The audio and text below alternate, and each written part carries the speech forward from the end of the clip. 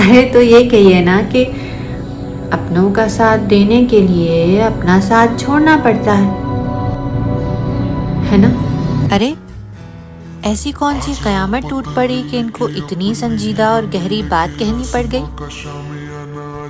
ये हैं फनकारा। जानते हैं इसका क्या मतलब है?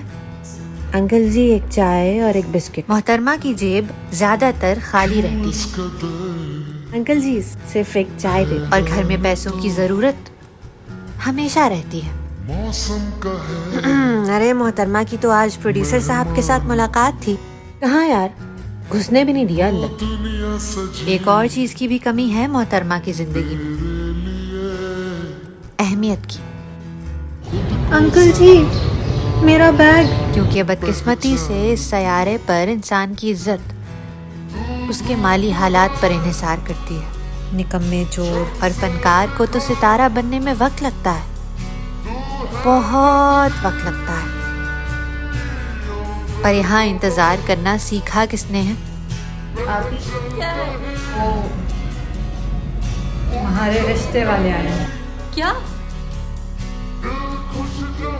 सब्र और इंतजार हमेशा से एक फनकार के हिस्से में ही तो आए हैं।